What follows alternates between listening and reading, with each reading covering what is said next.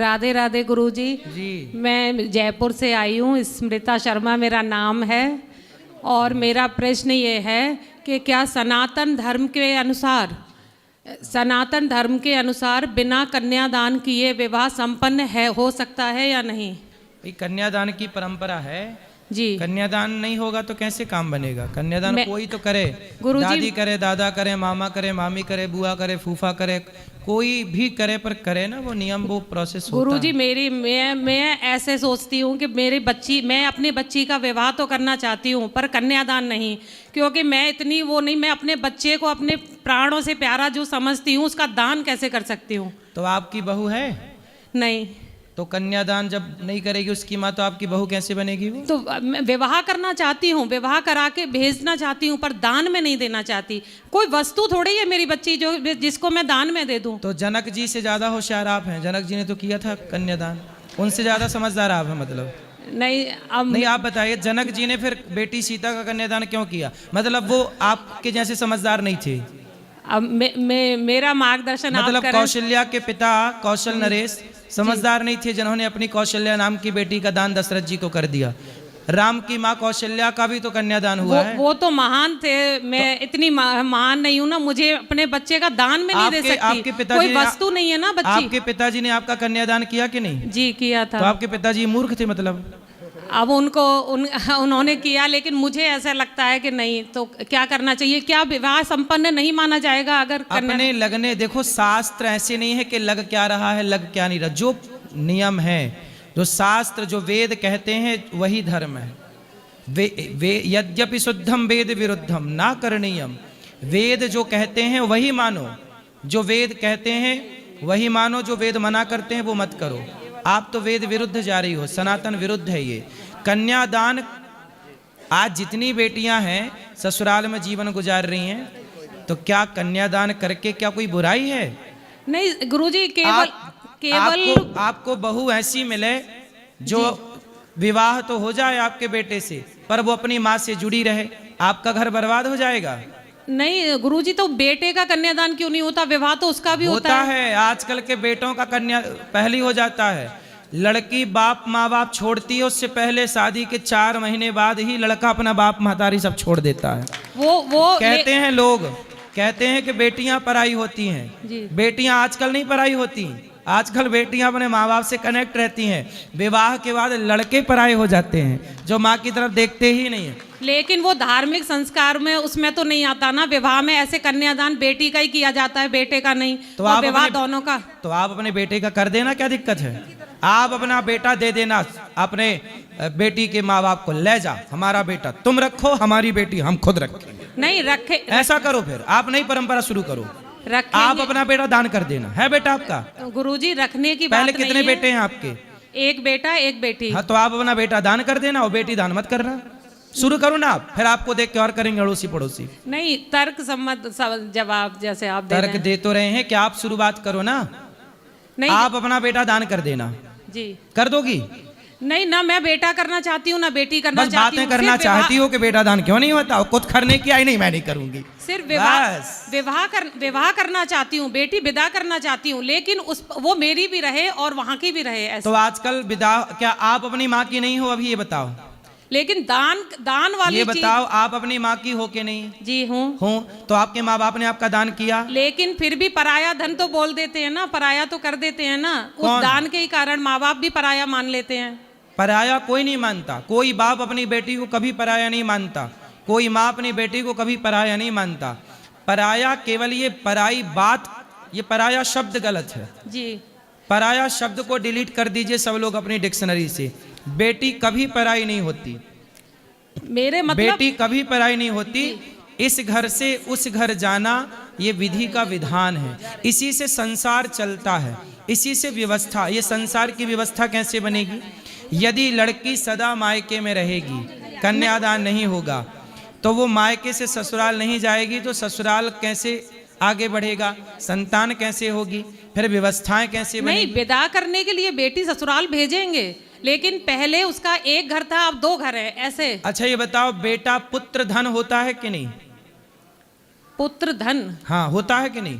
धन तो नहीं, पुत्र है, लेकिन धन कैसे हो जाएगा? धन हाँ, तो धन को मेरी तो किसी माँ, को भी दे सकते हैं। इसलिए आपके अभी समझ नहीं है। जी शास्त्र कहते हैं गौधन गजधन, जैसे गौधन होता है, गाय है मतलब धन है, जमीन है मतलब धन है, सोना को धन बोला जाता है, जमीन को धन बोला जाता है, ऐसे पुत्र भी धन है, पुत्री भी धन है। शास्त्र कहते हैं बेटा बेटी क्या है? माँ बाप का धन क्या है? बताओ, माँ बाप का धन क्या है?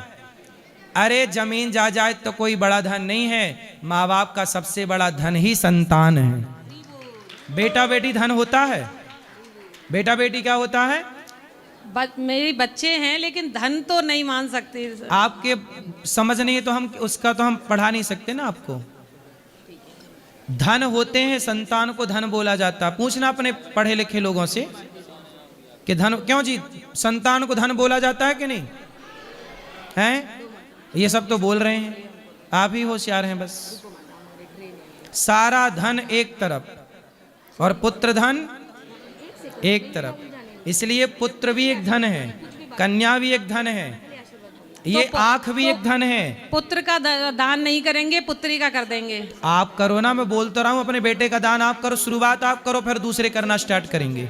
आप कर दो अपने बेटे का दान। कब कर रही हो बताओ तारीख? मैं तो विवाह दोनों का करूंगी, लेकिन मेरी इच्छा ये है कि दान ना दूं। बेटा दान नहीं करोगी? ना बेटा ना बेटी, बेटा, लेकिन बेटी को विदा करके ससुराल भेजेंगे। हाँ। ऐसा नहीं है, बेटी को भेजेंगे, सब कुछ है। हाँ। लेकिन एक दान से ऐसे लगता है ना जैसे एकदम पराया कर दिया। दान देके तो भूल पराया भूल क्यों जाते करना हैं ना। है? दान का मतलब है कि दान किया और भूल गए। आजकल तो बेटियां कन्यादान करने होने के बाद जाती हैं और लेके जाती हैं 5 लाख बाप का, और ससुराल से लेके आती हैं 20 लाख वापिस, तलाक सहित 20 लाख। ये आजकल तो देखो दान करने के बाद ही वापस आ जाती हैं, नहीं आ जाती। दान किया था तो वापस क्यों आ गई? तलाक क्यों हो गया? आप बताओ। वही तो गलत है, वो भी गलत है। क्या गलत है? तलाक लेना कि दान देना?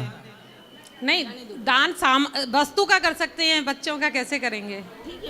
अब देखो शास्त्रों की बात नहीं माननी तो आप मत मानो, पर परंपरा यही है। जनक जी ने कन्यादान किया, रुक्मणी जी के पिता भगवान श्री कृष्ण का जब विवाह हुआ, उनके पिताजी आए, पूरा विधि विधान बाद में हुआ, सब कन्यादान हुआ। तो सब प्रकार की विधियां हैं, कन्यादान करना चाहिए, यही शास्त्र की परंपरा है, यही सनातन की परंपरा है। आपको नहीं करना, आपके अपने मनमाना आचरण करना है तो आजकल मनमाना, शादी के पहले लड़का लड़की लिव इन में रह रहे हैं, तो ये मनमाना है कि नहीं? तो आजकल तो मनमाना, आजकल बेटा अपने माँ बाप को घर से निकाल दे रहे हैं, मनमाना है कि नहीं? जब आजकल सबको ही मनमाना करने लग गया तो आप भी कर लो मनमाना, क्या दिक्कत है? नहीं, कोई रोकेगा थोड़ा? शास्त्र के अनुसार वो विवाह संपन्न माना जाएगा या नहीं? देखो 8 प्रकार के विवाह होते हैं, 8 प्रकार के विवाहों में सबसे श्रेष्ठ विवाह यही है कि कन्यादान हो। बाकी सब विवाह इस विवाह से श्रेष्ठ नहीं है। बाकी सब विवाह हैं, माने जाएंगे जी, परंतु कन्यादान का विवाह जो परंपरा है, क्यों से तोड़ना चाहती हो परंपराओं को? बिगड़ना क्या है भाई? कन्यादान करो, इसके बाद भी आपका बेटी से, माँ से आना जाना रहे, प्यार मोहब्बत रहे, दुख सुख में एक दूसरे के काम आओ। माँ बाप को जरूरत पड़े तो बेटी सपोर्ट करे, बेटी को जरूरत पड़े तो माँ बाप सपोर्ट करे, सब कुछ रहे। एक अच्छी बेटी बनाओ, एक अच्छा संस्कार दो। ये नहीं कि हम शास्त्रों की बात नहीं मानेंगे। इसी चक्कर में आज के लड़के गीता नहीं पढ़ते, रामायण नहीं पढ़ते, बोले शास्त्र हम मानते नहीं। जब आप लोग ऐसी बात करोगे, सनातन धर्म में मुसलमान कभी नहीं कहता कि मैं कुरान नहीं पढ़ूंगा, कुरान के अनुसार नहीं चलूंगा। बस सनातनी बस कहता है मैं धर्म के अनुसार नहीं चलूंगा, वेद पुराणों के अनुसार। जब आप नहीं चलोगे तो आपकी संतान क्या चलेगी? नहीं, चलने के लिए चलना चाहते हैं, इसीलिए आपसे पूछ रहे हैं कि ऐसा मतलब है, हो सकता है या नहीं हो सकता। अपनी बेटी को योग्य संस्कार दीजिए और जो प्रोसेस है वो पूरा कीजिए। इसके बाद भी आपका प्रेम बना रहे। माँ और बेटी का ज्यादा प्रेम भी अच्छा नहीं होता, ज्यादा प्रेम के कारण ही तलाक हो रहे हैं। ये बात आप सहमत हो इस बात से कि नहीं? जी जी। तो फिर काहे तुम बेटी का घर बिगाड़ने पे तुली हो? नहीं बिगाड़ना नहीं, वो अलग चीज हो गई, वो बिगाड़ना नहीं चाह रही। चलो ठीक है, ठीक है गुरुजी, मतलब मैंने समझ लिया कि शास्त्र के अनुसार कन्यादान जरूरी है। जरूरी है, ठीक है। और बेटी और माँ का जितनी दूरी रहे विवाह के बाद वो भी उतना जरूरी बेटी है। के लिए सही है। कल आपकी बहू आएगी और आपकी बहू यदि आपको टाइम देगी जी तो आप बहुत अच्छी बहू मानोगे, जी। और आपकी बहू आपके पास बैठ के अपनी माँ से बात करती रहेगी तो आप कहोगे भाई मेरी बहू अच्छी नहीं है। नहीं, माँ से भी कर सकती है। करे बात, हाँ। दिन भर करती रहे? नहीं, दिन भर तो आप ही बताओ, दिन भर तो क्या करेंगे? फिर करते हैं लोग। हाँ। आजकल आप नहीं सुन रहे समाज में कि बेटी और माँ इतना कनेक्ट है कि घर टूट रहा है, कोई फर्क नहीं पड़ रहा है। क्या आप नहीं देख रहे हैं समाज में? जी। जब जी, देख रहे हैं तो उसे देखिए जी। और सुधार करिए, जी और बेटी और माँ का प्रेम बना रहे। पर इतना भी ना, देखो महाभारत में कथा है कि एक गाय बछड़े को चाट रही थी, गाय जी। बछड़े को चाट रही, और इतना चाटा कि बछड़े को खून आ गया। अर्जुन जागे, अर्जुन ने कहा कन्हैया मैंने आज एक सपना देखा है। क्या सपना? बोले गाय अपने बछड़े को इतना चाट रही थी, इतना चाट रही थी कि बच्चा चिल्ला रहा था और उसके खून गिर रहा था, उसके सारे बाल झड़ गए और मांस निकल आया, लाल हो गया, खून बह गया। तब भगवान मुस्कुरा के बोले अर्जुन ये कलयुग में होने वाली घटना का आपको सपना आ गया। क्या घटना है प्रभु? तब भगवान बोले कलयुग में माता पिता अपने बच्चों से इतना प्रेम करेंगे, इतना प्रेम करेंगे कि उनका वही प्रेम उन बच्चों को बिगाड़ देगा, बर्बाद कर देगा। जय हो अति सर्वत्र वर्जित। आपने एक गीत सुना होगा, एक गीत सुना होगा, चाहे बेटा कितना प्यारा हो उसे सिर पे बिठाना ना चाहिए, चाहे बेटी कितनी सुंदर हो उसे घर घर घुमाना ना चाहिए। तो ये सब बातें हैं, अब आज के लोग समझते नहीं हैं, लेकिन हर बात के पीछे कोई अर्थ है। ठीक है, यदि कहा जा रहा है कि बेटा वहां आप जैसे कहती हो ना बेटा मोबाइल ना चलाओ, तो बच्चा कहता हमारी माँ कैसी है बताओ, मोबाइल चलाने से रोकती है। लेकिन आप समझती हो कि मोबाइल चलाना गलत है, पर बच्चा नहीं समझता। बच्चा कहता कि मेरी माँ तो दुश्मन है, मोबाइल नहीं चलाने देती, जबकि आप उसके भले के लिए बोल रही हो। ऐसे ही शास्त्र सदा भले की बात करते